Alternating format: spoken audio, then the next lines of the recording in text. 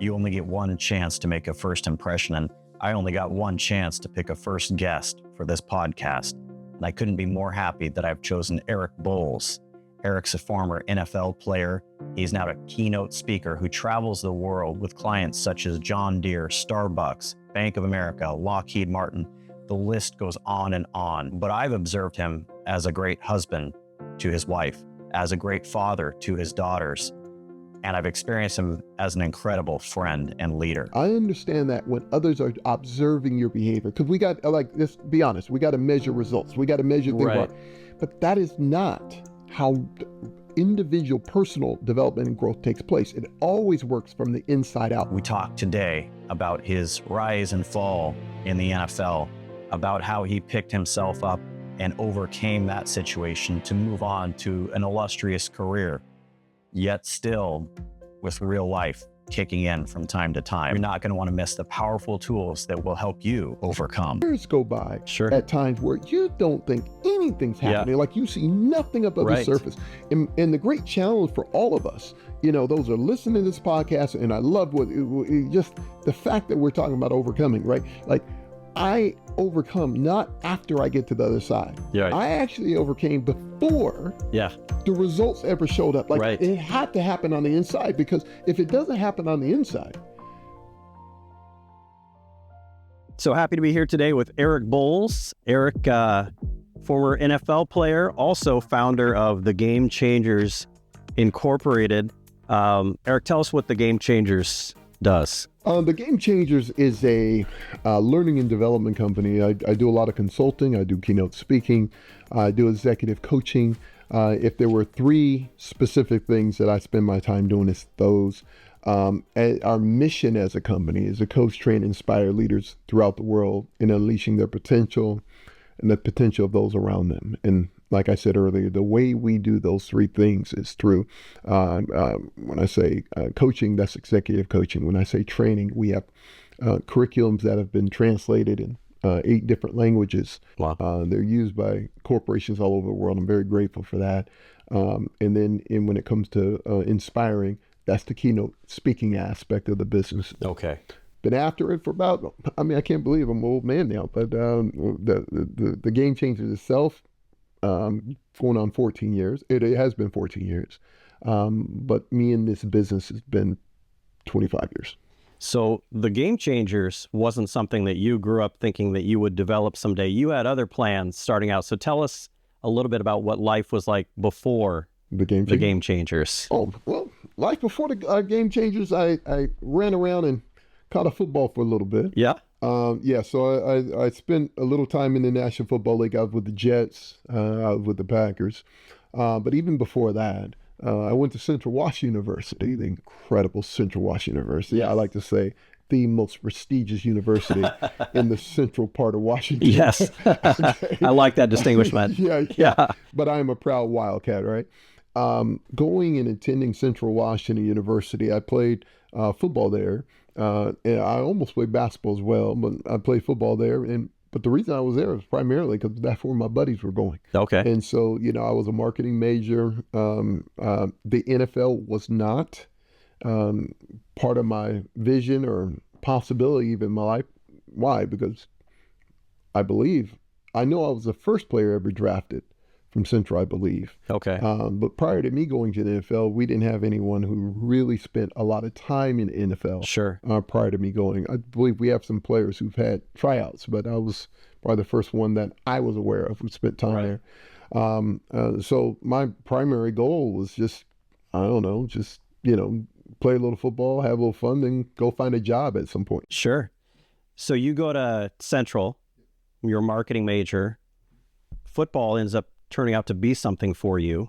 And next thing you know, you find yourself in the NFL. So everything is roses after then, right? No, not even close. So what happened once you get to the NFL? Yeah, so basically the NFL as an acronym, at times it can stand for not for long. Right. And so that was my thing. I'm very grateful for what the NFL, my opportunity to spend time there.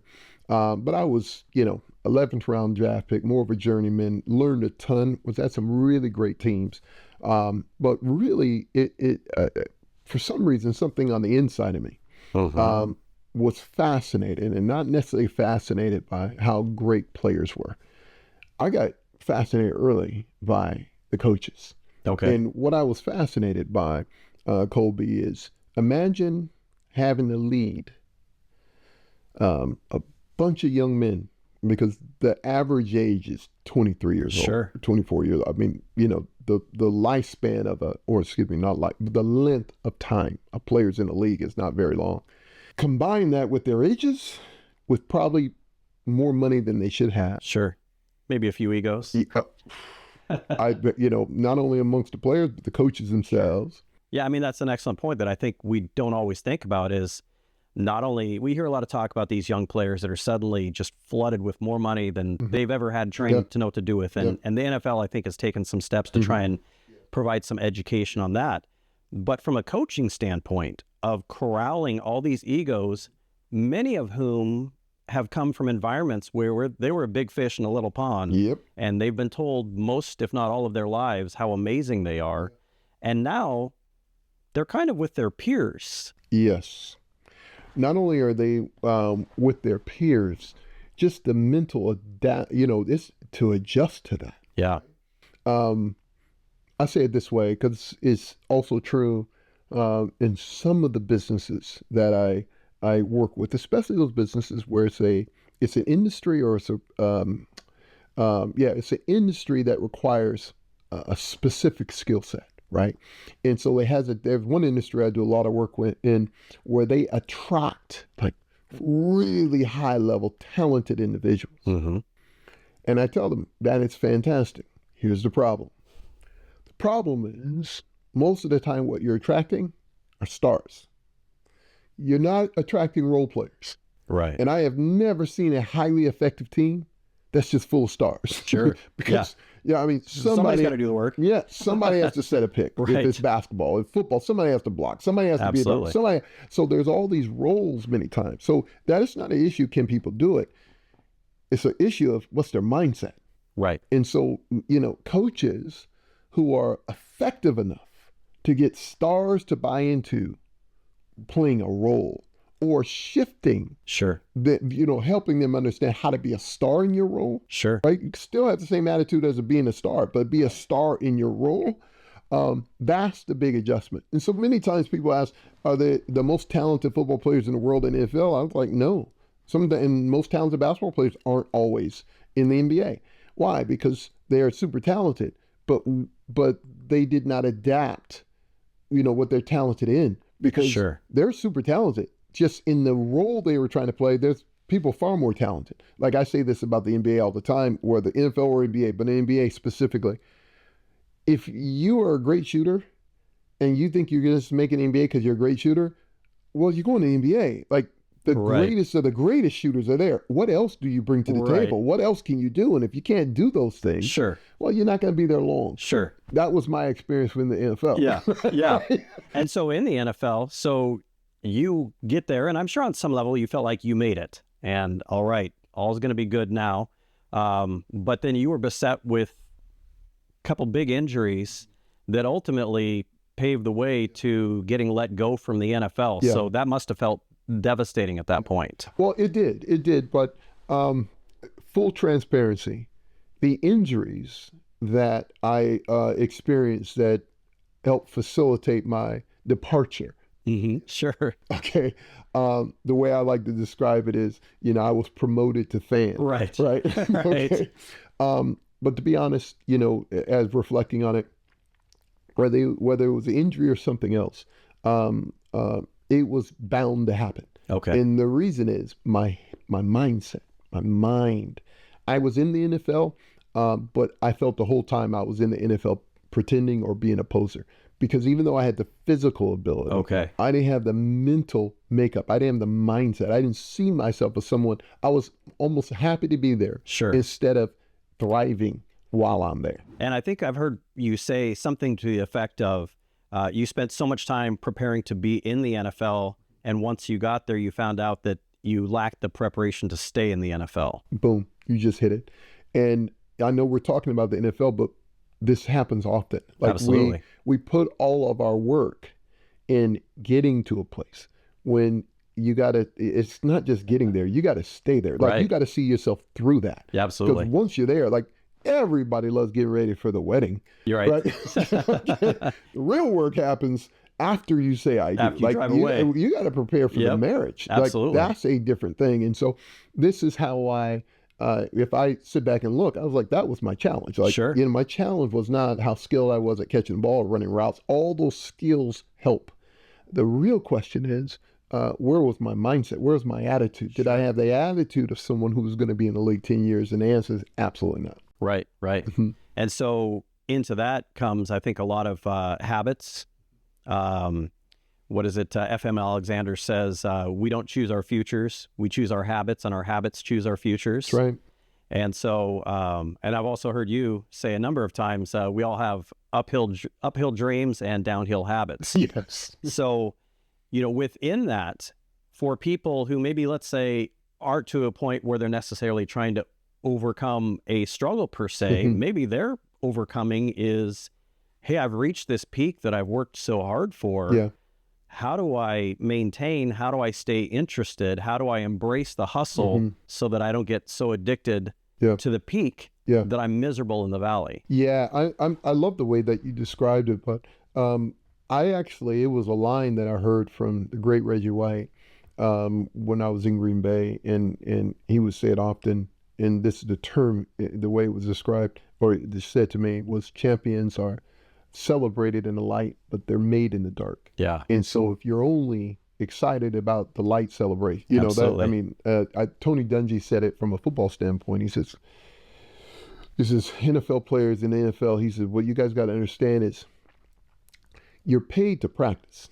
Yeah. You play for free. And they're talking, because why? Because everybody wants to play on Sundays, bro. Right. The lights are on. Absolutely. But the question is, what do you do when there is no audience? Right. What do you do? And so when I'm sharing with people about, like, if your only motivation and driven is by when you finally reach the peak, then your life will be an experience of peaks and valleys, significant ones. Yeah. But if you can fall in love with the process, if you can fall in love with, because, we're not, and I say it often, like, we're not creatures of habit. We're not creatures of discipline. We're creatures of habit. Right.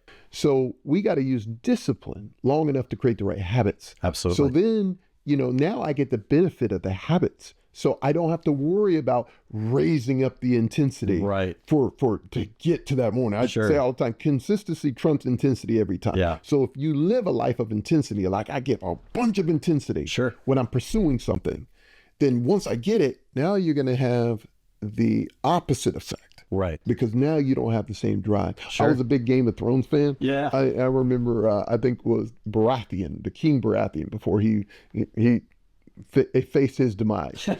But I still remember a line where he goes, I've never felt so alive when I was pursuing this throne. And I've never felt so dead now that I have it. Because he spent all his effort and energy pursuing it. Now you get it. Now what?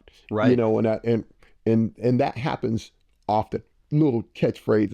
This is why it's so important for us to see through our goal, just not to our goal. Like I need to see through it to be able what's beyond. Yeah, what's beyond just the goal. Let's see past it. Sure. Like and that helps with that the plan or the thoughts we need to maintain it. So the goal goes to the wayside. You come back home to Tacoma, Washington. Yep. Where you grew up. Yep. And you're married at that point? No, not yet. Not yet. Soon to be. Soon to be married. Yeah. Okay. Yeah. And how did the people in your world respond to that? Because, when you left, it was one of our guys made it good. Yeah. Hey, you heard about Eric, right? And then next thing you know, you heard about Eric, right? Yeah. And so how did that impact not only the personal struggle that you were dealing with in the inside, where you felt like the rug was pulled out from underneath you on a level, but also the noise around you, the like you call it, the loudest booze from the cheap seats. Yeah. The way I would describe it this way, I think this helps people with a picture. The draft party had a lot more people than the getting cut party. Right. Yeah. So yeah, that was tough. I'm not going to put it on people. That's just life, right? Like everybody celebrates when there's something to celebrate. Right. As long as you're buying. As long as you're buying, it's exciting. Right. But not the same turnout. Absolutely. When it goes the other direction. But bigger for me, and the bigger challenge I faced was I found my identity in being a professional football player. It was a short amount of time. But again, I want people to keep in mind, like, no matter what anybody says, like, a young man just us men in general. Sure. Well, it takes a while for us to figure out who we are and grow up. So I'm, you're 22, 23, 24, 25 at the end of the day. 40, 50 for some. Yes. Yeah. When I'm describing where I was at the time, my wife would tell you I still got a long way to go, and I'm in my 50s. Right. But I did find my identity in my job description. So it was cool to be able to say, this is what I do. Unfortunately, what I as my mentor used to say, if you are what you do, then when you don't, you aren't. Yeah. And so my identity left as soon as I was cut. When I was sent home. So when I got cut, they basically, I remember walking in the locker room, and my locker was close to where Brett Favre's was, and over there was Reggie White, and this great environment. I was like, oh. And I had no clue 30 minutes later I was going to be called up to Ron Wolf, our general manager's office, and bring your playbook. And I'm going home. And so, yes, was the audience the same? No. But the challenge was, it was where my identity was. Sure. And so I didn't know who I was, man. I was confused. I had recently became a Christian. I had recently fully committed my life to the degree I could understand. Sure. To my faith. But even when I did that, I believed that, the way I was going to really make a difference in the world was I was going to catch the winning winning touchdown at the Super Bowl. They're going to interview me, and I'm going to give all glory to God. Right? Like, and millions will bill you. Millions will follow you, Lord God. Millions for you. I was like, that has to be my story. I think that, along with the John 3:16 banners in the end zone, that's the key to changing John lives. John 3:16 banner, Philippians 4:13. You know what I'm saying? I can do all things. This proves it. But what your Valley experience taught you was you first had to find out who you were so that then you could authentically relate and connect to people and have so much of the transformational effect that you're able to have now. So tell me about that journey. What was that like in that valley? In your book, you talk about you were a janitor for a spell. And there's a part in your book where you talk about you go from being under the Sunday lights in the stadiums, the roar of the crowd, the Favres, the Whites, all there. And now you've got this guy pointing out a spot of dirt to clean under his desk. To clean under his desk. Talk about that disparity. I always call it that gap between the two. And the hardest part when I talk about identity, many times you don't know who you are, can't discover who you are. Either it's hard to discover who you are in the lights, when things are going your favor. Why? Because the scoreboard covers up a multitude of things, right? Like when things are going well. Right. And then also in the valley, sometimes you got to be careful that, it can have the same impact. That instead of it changing you, it can conform you to thinking this is all there is. Right. But I will tell you, I needed the experience I got. Part of the reason is when I became a janitor and I was doing those kind of things, at night, I would always have my dog with me named Miles. He was a Dalmatian. And him and I, I named him after Miles Davis. So him and I would go around cleaning. And that particular day, when the gentleman slewed his desk out with his headphones on, pointed under the desk for me to clean out, it was a moment it was a significant learning moment for me, right? Like, actually a significant life event, to be honest. It was so significant because in that moment, everything came full circle. Like in that moment, I got slowed down enough to learn in that moment. I was like, wow, 7 months ago. He might have asked for an autograph. I walked around like I walked with a different... Had the swagger. Swagger, everything along with it. And right now, I am sweeping under here to clean it, right? Now, keep something in mind. Probably about 8 months, close to a year. But the thing about it is, from that time, I had recently gotten married. Okay. My belief was I was going to go back to the league. Okay. You always use Sure. it, but with my injuries, with those, you lose just half a step. Right. That's a big step. Yeah. If you're trying to compete At that level. Yeah. And I was like, what in the world am I going to do now? So Sure. at night, that's what I was doing. Okay. And it was in that moment where I sat there and I was like, this just isn't okay. Yeah. Right. And I tell every time I share this story, there is nothing wrong with being a janitor. There's nothing wrong with none of those roles. But I tell people and all that, but you still have to be in alignment. Like the contrarian impact I was experiencing was my internal world and my external world didn't match. Right. Right. And so I felt that tension. I was like, well, I'm not, I need to take care of my family. Right. I need to do this. I need to do that. And I was sitting around until that moment happened, almost feeling victimized. Like if the coaches would have played, if I would have had to, Okay. I was blaming God. Yeah. I mean, I went through all that until Sure. that moment. Sometimes you have to have a moment either of enlightenment or a moment of such disgust Right. that you're like, enough is enough. Yeah. And that was my moment for me. Okay. And so things, you had this identity shift of, okay, there is more for me. This isn't it. Mm-hmm. How did you then pivot to finding what your path was going to be? Well, two things happened. One is I'm so grateful for my wife, Cindy, and, almost 30 years now. Like I got a real one, man. Yeah.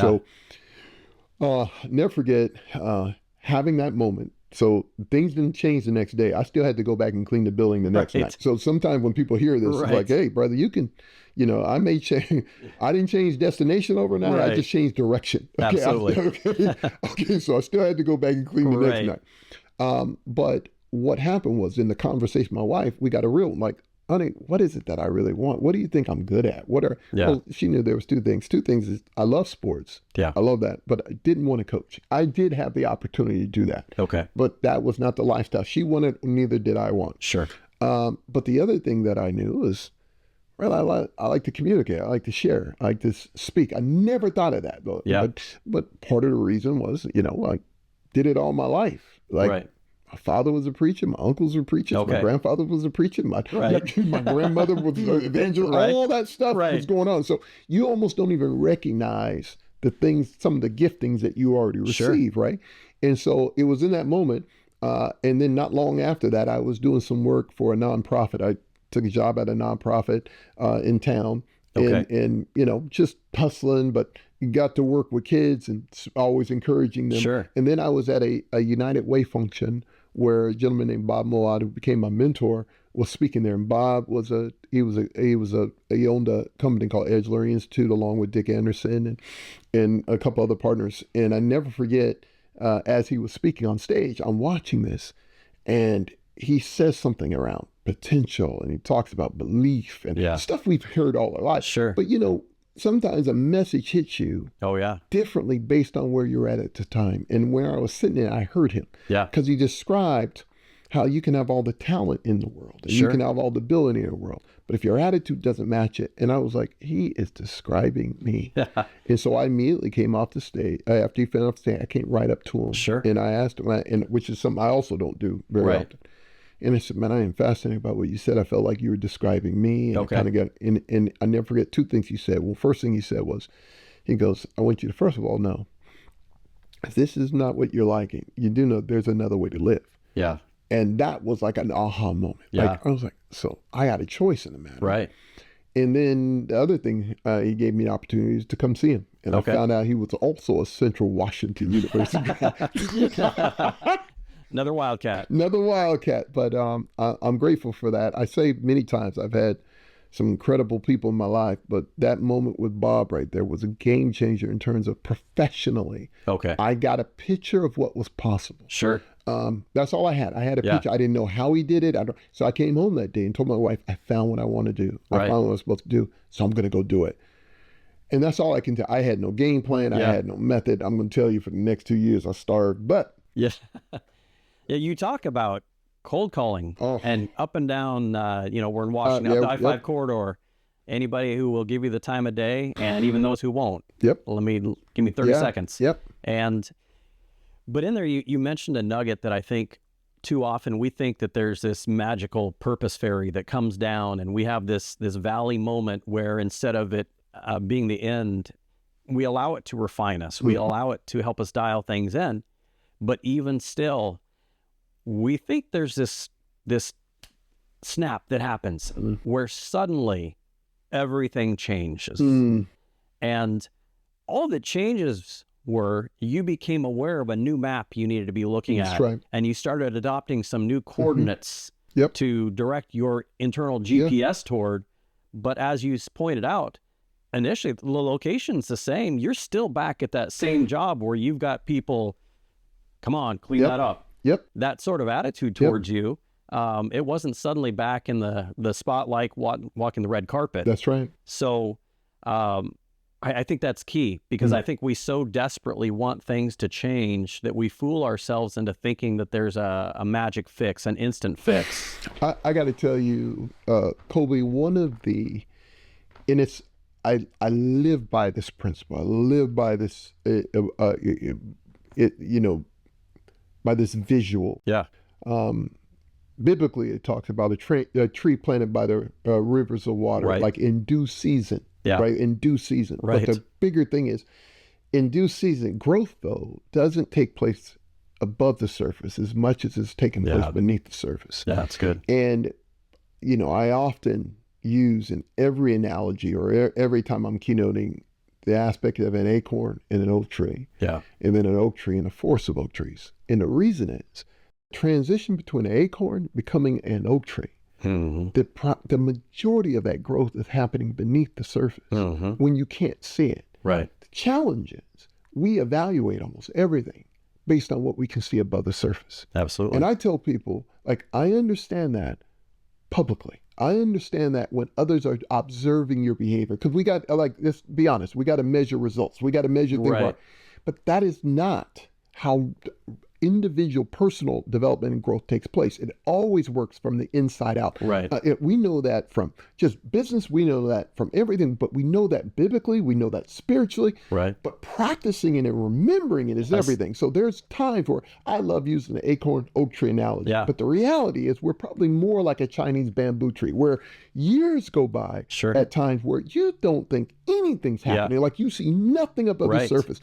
And the great challenge for all of us, those are listening to this podcast, and I love just the fact that we're talking about overcoming, right? Like I overcome not after I get to the other side. Yeah, right. I actually overcame before the results ever showed up. Like it had to happen on the inside, because if it doesn't happen on the inside, there's no external evidence to support progress is being made. So if I'm using external evidence to motivate me or drive me, I don't have a whole lot to look at. No. So I have to use internal belief that, man, if I practice these daily, if I get involved, what can keep me going? Because the word success is root comes from an agricultural term, right? And it means to come up through. So the way we truly define success is not where you end up. It's what did you go through in order to get there. It was these kind of aha moments I had to have when there was no evidence around me that progress was being made. I had to remember like the price I'm paying with no audience, the sweat I'm willing to go through. Or sometimes the audience are naysayers trying to talk you out of it. And then we've talked about this with different groups where you can't get them to give you the time of day. And then when you get to that point where you no longer, I don't want to say need them, but it's not as critical to your success. Yeah. Oh, I knew you could. I always knew you had it in you. It's like, no, you didn't. You've been negative and trying to talk me out of this since day one. Come on, man. And so you got to push through that. You got to push through that. And you got to also understand it, man, because I say often, for those, there are very few people who see in you what you don't see in yourself. Yeah. But when you do have people like that in your life, those are the ones you want to listen to the most. Yeah, those are the gems. Those are the gems. Now, the way they may coach you. Right. may not feel good. May not feel good, man. You know, that's right. Like, man, but what they're doing is coaching you too. They're coaching the greatness out of you. Where I say very often, like, I got plenty of friends and great friends, but you know, some things you relying on friends to be there for you. In my weakness, you know, my friends will give me a safe place. Right. But they don't always know how to pull me out of it. Right. There has to be somebody in my life, a few people in my life, love me enough to, like, there's friends who can love me right where I'm at. And then I got to have people who love me too much to leave me there. Right. Yeah, I've got my friends who they know they have permission. If you see me stepping out of line, come on, call. You come get in my face. That's exactly right. I need that because it doesn't matter how focused I am on purpose. In fact, I would say you almost become like that racehorse when you get focused on purpose. Sometimes the blinders come in and you need someone who's going to help you watch those blind spots in a loving way, not a destructive way. I hear you. But someone to help you not only achieve the best that you can be, but to sometimes save you from yourself. You know what? There's a nuance to this as well. And I always like to point this out, especially to those who are listening to this podcast right now, who are driven, who are they're all in. They're not being convinced. They're hearing this as like he's describing, you know, how I'm thinking, where I'm at. Even those who are already attained something, they're like, man, I need to find the fire again. Yeah, you need to find, you know, you need a purpose. Go towards it, right? But many times, some of the naysayers and some of the people who can be critical of us are the people who love us the most. Are the people who are closest to us. And they're like, well, I would be better if they support me. No, they would be better if you just, like, they've suffered with you. It's like they've experienced some of the consequences of the character challenges you have or the things you haven't done. So you want them to remove all that experience and just be, you know, your cheerleader. And no, sometimes, look, the reality is they've given you feedback to at least allow you to understand where you're at. Now you have to take it within yourself. And maybe you have to find support elsewhere. And what I mean by support, those who keep me focused on a goal, but I am not looking for, like, for instance, my wife can give me feedback on how my role is as a husband. Like, you know, honey, you're not, you know, because I got blind spots, bro. And then I can get so locked on to a goal or where I don't see anything else, right? So some of that ability to focus has helped me from a business standpoint. It's helped me, but it can really hurt me personally because my blind spots can be so big that I don't see it. That's not an excuse. It's just facts. Like my wife tell me, I'm like, wow, didn't even consider it. Also, she says, I'm an only child, so some of that dynamic growing up that way. But for all of this here, my people around me, as I grow, will benefit. But many times, they're only going to be convinced of my change when they see it consistently. And that makes sense, right? Like, it makes total sense. So what we do sometimes is we turn around and expect the very people impacted by our bad performance to be our biggest cheerleader for good performance. Come on. You know what I'm saying? Like, there's no data to support this change. No, there's no data. And so that's why I had to have, you know, if I want to be a better husband, I had to find some husbands doing it right, who can help me accountable to doing it right. If I want to be better as a leader, a servant leader, I got to find some servant leaders. You got to pick the right circles. Pick the right circles, man, and not the ones who make me comfortable. Remaining where I'm at, man. I'm doing better than that guy. I've said many times, I actually like that's how I used to go on group dates. I'd grab my buddies who were just worse than me. So my wife wouldn't feel so bad. But you know, in making that point though, there's a nuance to that. But consider that there's a lot of people around, especially those we love and are closest to. We're going to be grateful. They're going to benefit. They're going to see it when it happens. But if they're a little slower to believe, it's because they were closest. They're the ones who experience. They're part of the collateral damage sometimes. That we, it's sometimes, I think, as achievers, there can be some egocentrism. I think also it's innocent. It's not necessarily in a narcissistic way, But I think we become focused. This is my purpose. This is my thing. This is I want to work on. Or maybe you're in the valley and I'm in the struggle. Yeah. And again, the blinders come in and we lose sight of the collateral damage that we are looking for. Sometimes we think, people in relationships, oh, it's just about the money. That's all they care about. No. They want security. That's right. They don't want to be stressed all the time. Are we going to make it? Yep. And we can confuse and conflate those things to give ourselves a pass and put it on the other person, instead of a lot of what I've heard you talking about here is flat out hitting reset, taking responsibility, having people watch our blind spots and help challenge us to this new phase. Yeah. So now you're in this new phase for quite a while at this point, when a few years ago, and I believe you were actually on family vacation at the time, one of your daughters fell quite ill. Yeah.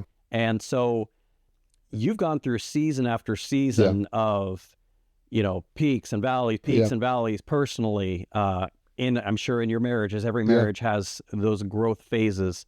But now it's your little girl. Yeah. I think she was a teen at the time, but rocks your world. And I think these are things that I've got, as you know, special needs children. We wouldn't wish on anyone. I hear you. But people who haven't been through these situations can never fully understand or appreciate the impact that it has on us as parents, as people. That's true. Until you go through it yourself. That's right. Tell me about that, from falling ill to the diagnosis to what you went through in that and how you navigated through that. Man, that's good, Brian. One of the things that, like, I am a big believer in people achieving, unleashing more and more of their potential, feeling what that's like, going after their goals, going after their dreams. But you don't get to do it in isolation. No. Like, life is real. Like, many of the things that we describe about being successful or effective or impactful doesn't mean you're going to be impactful without life hitting you. The real life hits you. It doesn't, I say this all the time. I'm like, man, if you think what we're describing means that as we do these things, you won't have anything in the fate. And the stars align. And the stars align. Everything comes together to make it happen. My father used to say all the time, new levels bring new devils, and it doesn't matter. That's good. I mean, they're coming. Yeah, right? Absolutely. Even the title of this podcast, I mean, to be an overcomer, man, like that means you need stuff to overcome. Absolutely. And so I talk about this, my journey, but you got to realize now, business is now rolling. Like at the time this was going on, this is back 2013, 2014. I mean, I've had, I'm no longer, trying to figure this thing out. Sure. And I know it. You have a system. I have a system. I have an incredible client base. I'm becoming more and more a key person of influence in terms of the opportunities and stuff that are coming. And it didn't just start with my daughter. What happened first was I was actually and this happened in succession. I was in Newport, Rhode Island? No, I was actually in Connecticut. Okay. And with a client of mine, large, real significant player, they private equity. And with private equity firm, all this work we're doing, on the break I get a phone call. It's my wife, and I can hear my mom in the background just crying. Like, my wife called me, and then I call my mom, and she's just, my father passed, right? She wakes up in the morning, he was gone. Okay. So that happens. Yeah. So I leave the event, and I'm going, wow. It was kind of I never forget when it happened. So this was unexpected, I assume? Oh, yeah, unexpected. Okay. My father was, older and everything, but it was just, they just put him in bed the night before. They're watching TV. She wakes up. The next morning, he's gone. Okay. Passed away. Okay. But what makes it powerful, I remember that happening. Yeah. I'm facilitating this session. We go on break. I hear it during the break. I don't really say anything because you never, in so many parts of our lives, until you go through it, you don't know really how you're going to respond. Right. And it was weird, man. I go for a walk there and we come back from the break. I'm sitting in front of the group and I have the CFO and their team and I'm talking again. And then I'm like, you know, when I told you all earlier, you have these significant life events. And they were like, yeah. I was like, I just had one. My father just passed. Oh. And I said, and I'm not trying to throw that all at y'all, but man, this is a unique moment. I mean, it was just, and I kept going for about another hour before I was like, I'm gonna leave an hour. We're gonna talk about, man. Yeah. And I'm still grateful to God. They just processed it with me. Yeah. And all of a sudden when I said that, this person shared and this person shared and this person shared it. They all, like, it was like, I got surrounded with empathy. Yeah. With people who I didn't know really great, but all of a sudden we would be connected forever. Yeah. You know, you go through that. So then that happens. Go home, I'll bury my father. But the same day, the next day after the funeral, my mother's struggling, like breathing and coughing and everything. So she has a pulmonologist, you know, for her lungs, because my mom had something called sarcoidosis, which is autoimmune. We go sit down, I talk to the pulmonologist. He takes these pictures and he shows me these next to each other. I'm with him, not my mom's in the room. And he goes, this is one of the most fascinating things I've ever seen. I was like, what do you mean? He goes, here's her lungs right here. I said, okay, yeah. And, oh, what's wrong with these ones? He goes, nothing. Those are perfect. These are your mom, though. Oh. He says, they're scar tissue almost all the way through. The fact that she's even walking makes absolutely no sense. Wow. He goes, I can't understand, neither gather. Like, this doesn't make sense. I need to, I said before, he goes, I need to put her on oxygen now. She needs to, I was like, man, she walks up and down the stairs every day. She did all right. But she didn't start coughing or having a problem then. Man, do you know, my mother had to be put on oxygen tanks, oxygen 100% of the day. Yeah. Risen to the highest level. And I sat there and went, so this just happened? He goes, no, this isn't possible. And then I was like, then why is this happening now? And it was one of the best answers I've ever heard. He goes, most people call it mystery, a miracle, but I'm going to tell you honestly. He goes, your mother was so committed to taking care of your father that her purpose is what was keeping her going. Wow. He says it wasn't until that he got buried. Yeah. That's been taken care of, that now the consequence of I was like, she goes up and downstairs carrying laundry. Like they had 3-story home that she was in. Like, it was crazy. Yeah. And I was like, how was this? And I never forget when he said to me, he goes, that's how powerful purpose is. Wow. And this is from a doctor. Like, you don't hear stuff like that, right? Do you know my mother, after they got diagnosed and we knew what was going on, my mother couldn't go 5 steps. Wow. If she didn't have oxygen tied to her. Brother, I'm telling you, from the no oxygen, no nothing, funeral happens, dad buried. Right. And then that happens. Yeah. And so this is happening. It was months later after that. Okay.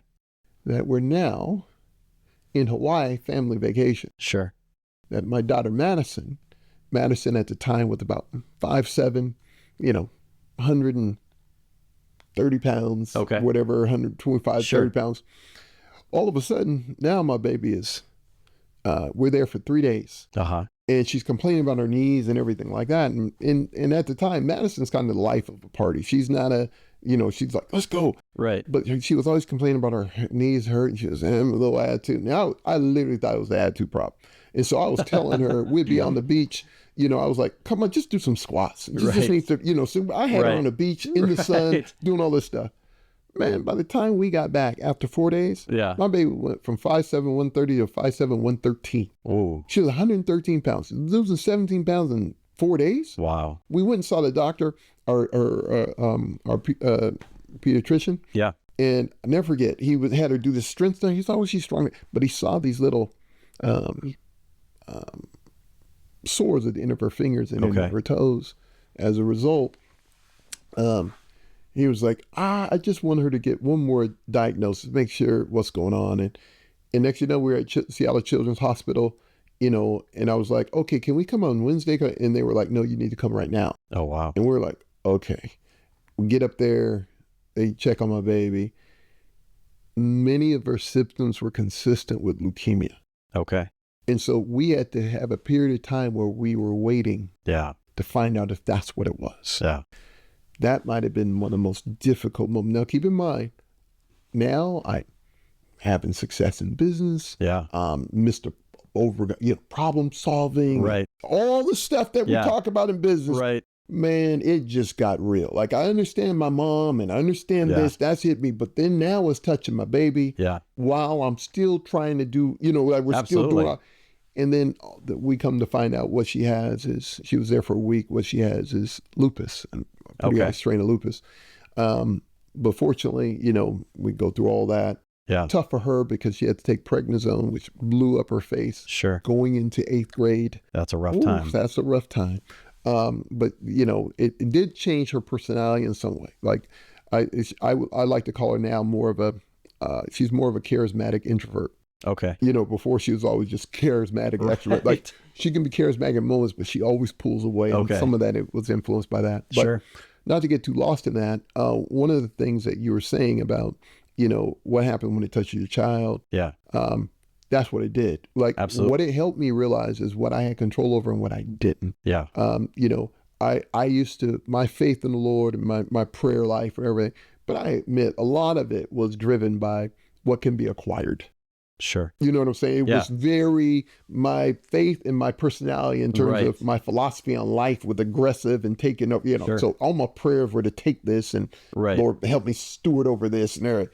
Man, there ain't too many times where I was like, Lord, I'm praying because I can't do nothing. Yeah. Like I can't fix this with a plan. I can't fix this with this. I can't, Lord, we're just, what's most precious in my hands, I can't fix. Yeah. So I'm going to have to trust you with it. And so I will tell you, those kind of hits start to reshape. I believe in these principles. Yeah. But I am also very clear where they're applied. And I'm also very clear about, I like to say it this way. I heard it was said, Dr. Henry Cloud wrote the book Boundaries for Leaders. I love when he says, we're ridiculously in charge. Yeah. I am ridiculously in charge, but I'm not ridiculously in control. Right. And that experience for my daughter helped me understand that, man, there's some areas I can influence, but there's a lot of areas I do not have control. And that was one of them. Yeah, it's amazing how in the midst of success or anything, struggle, a situation like that is clearly way beyond our control draws priorities and principles into focus and what really matters in this moment. And I would say, unfortunately, for a lot of us, a lot of the time, it's not a lot of the stuff we're chasing or a lot of the stuff we're wasting our time and energy on.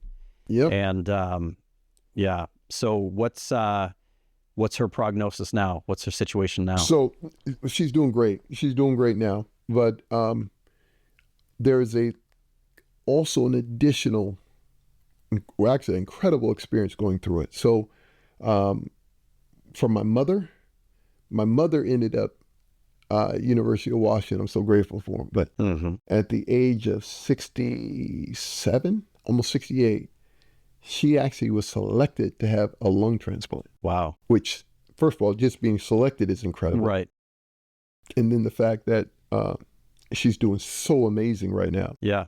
Never smoked a day in her life, but her lungs, because of her sarcoidosis. Okay. The autoimmune did it. So that happened. Sure. Which was incredible. But after having it done, she had all these other problems that we almost lost her again. Okay. So, and what that showed me from a life philosophy, and in terms of this journey that we're on, is yes, you're reaching goals. Yeah.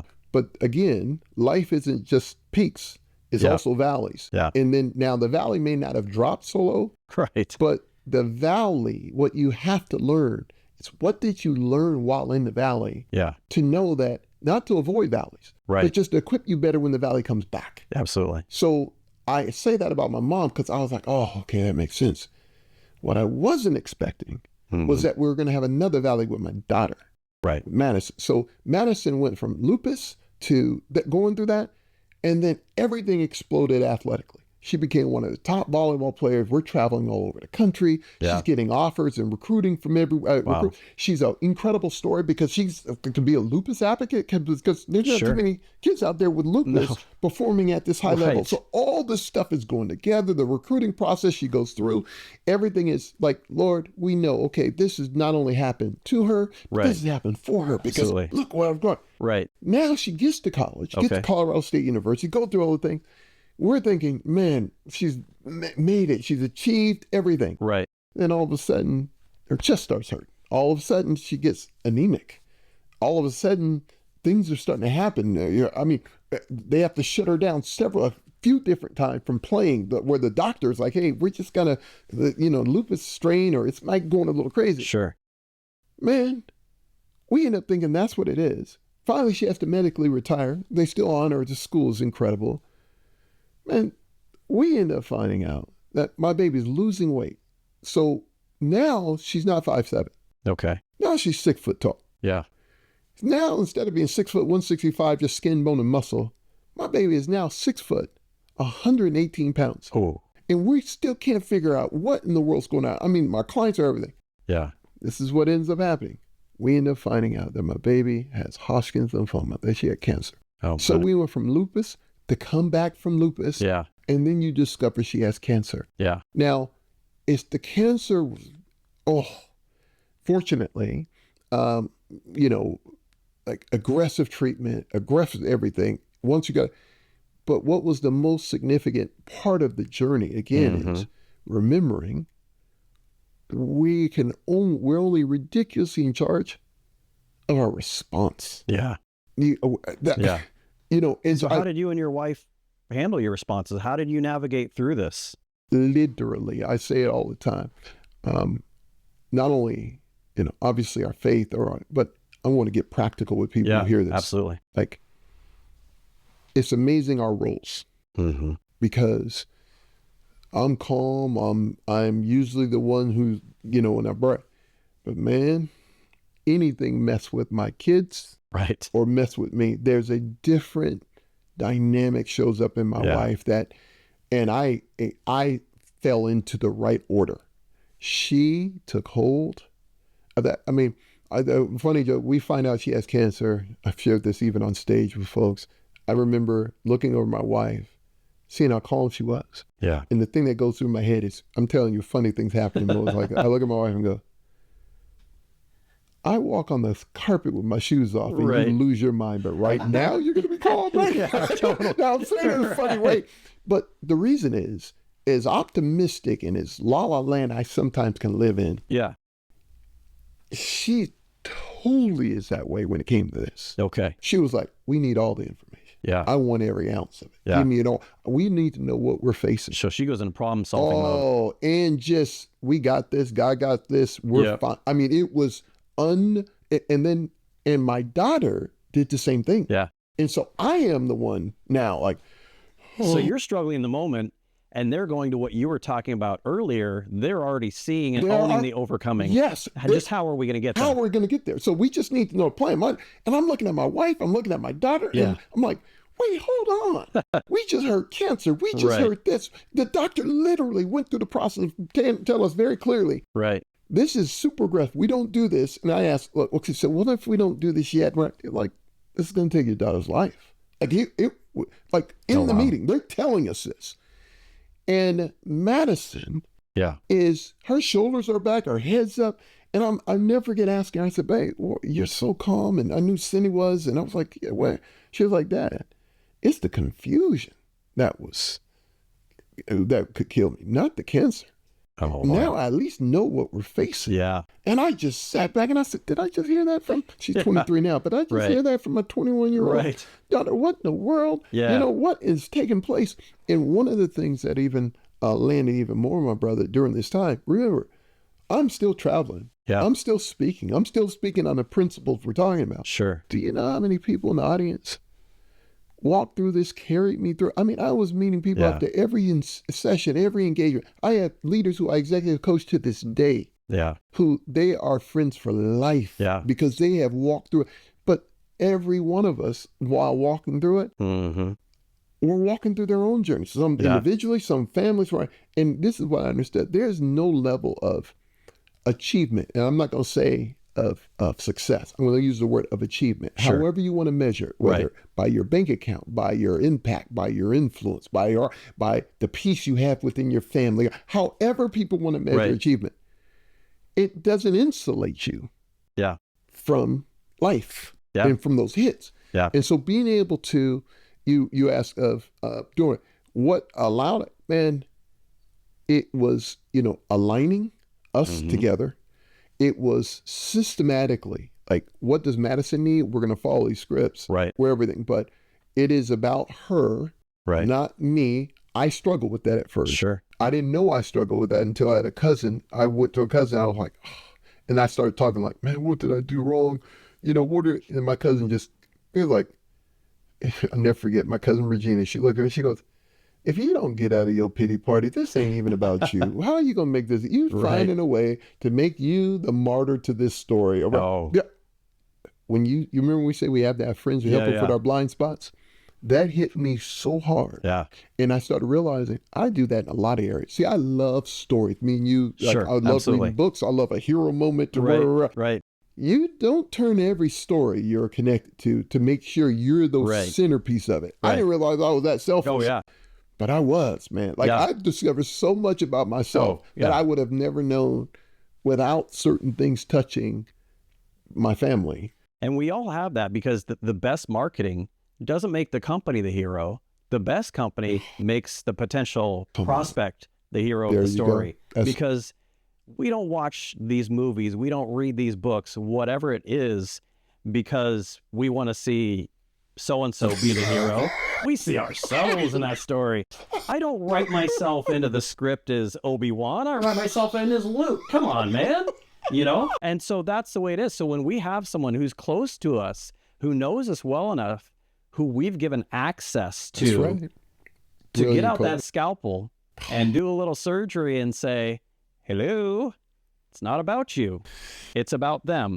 And the more you wallow in this, the more you're going to take the resources, energy, and strength and courage that they're relying upon from you to help them overcome. Man, I received that, my brother. Brother, you articulated that so well. And brother, that's exactly, not only exactly what happened, but to hear the way you just articulated is like an aha moment for me. Like, and it's so true. Like when you described, we always make ourselves, and that's what I have to fight against, right? Yeah. Like I, and I say this but man, it is selfishness I don't have to work on.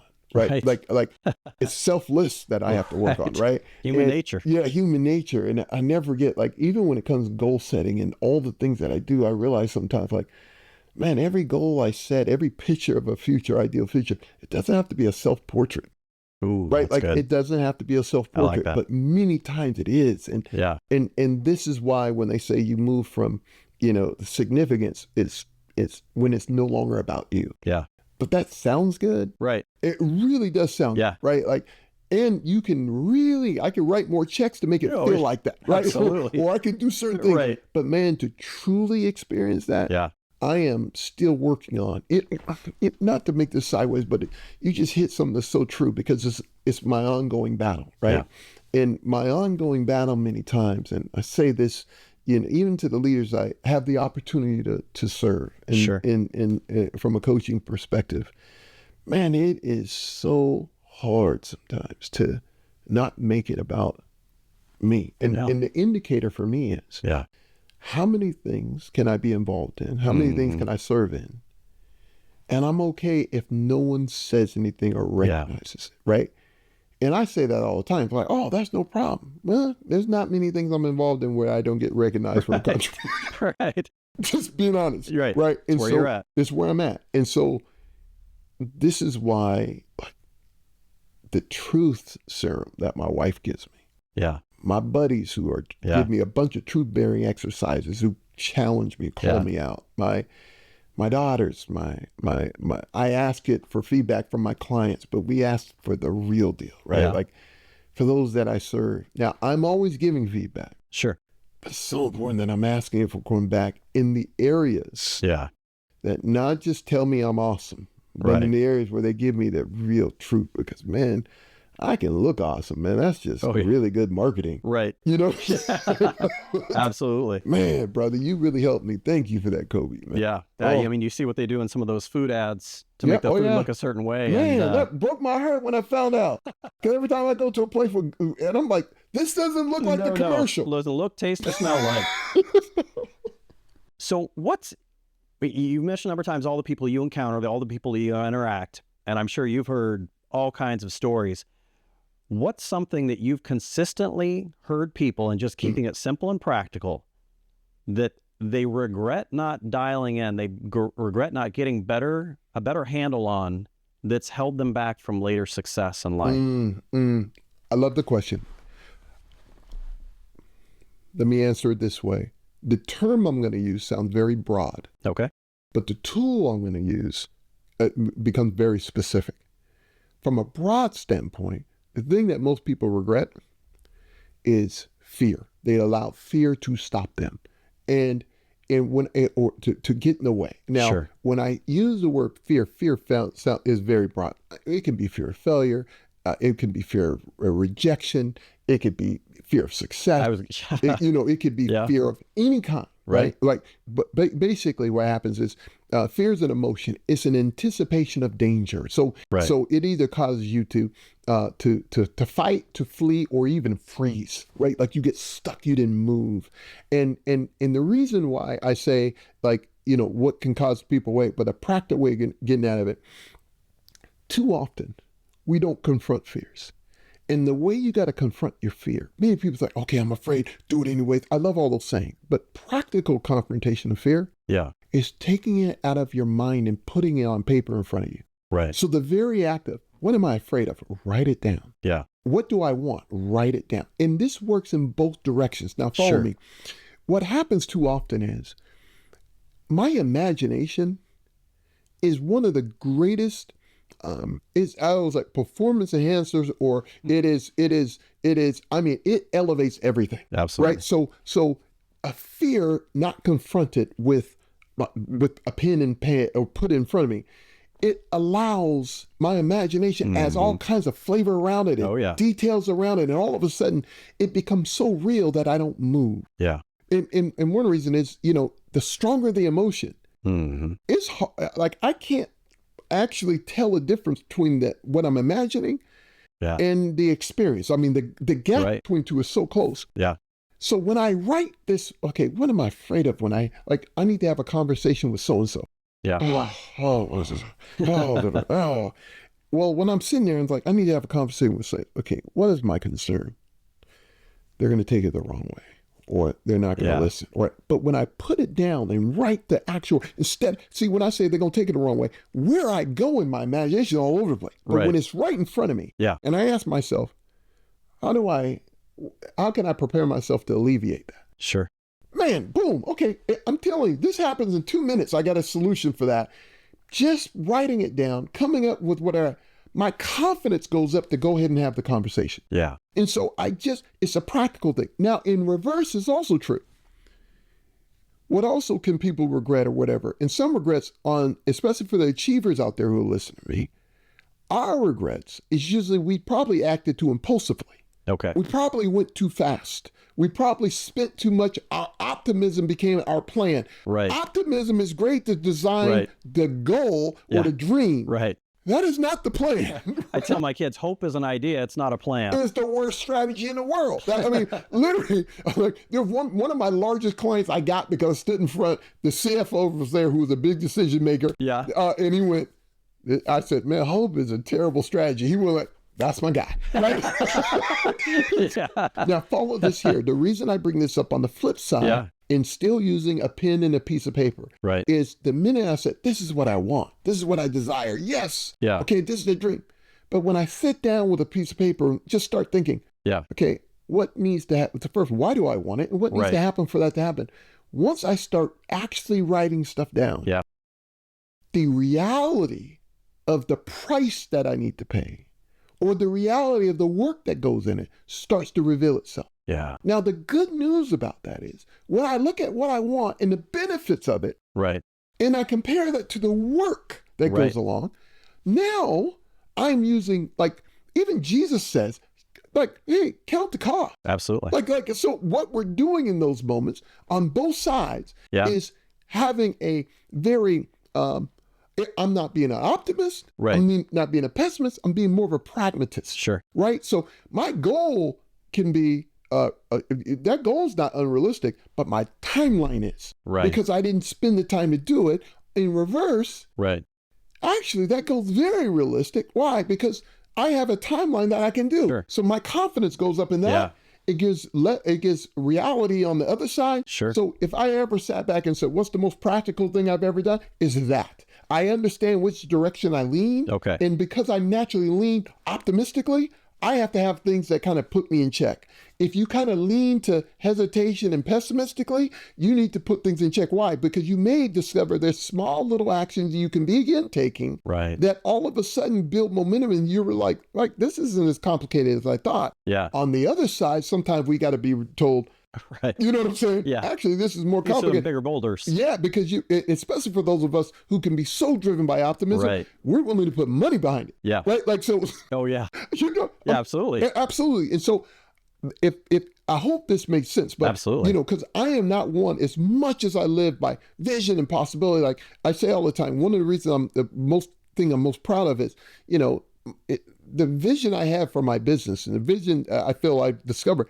Man, it's fed my family, put my kids through college. It's secured, you know, financially for, you know, a level of freedom, all that kind Yeah. of stuff. But it did come out of a thought, imagination. Yeah. Like this business didn't exist. Like I'm grateful for that.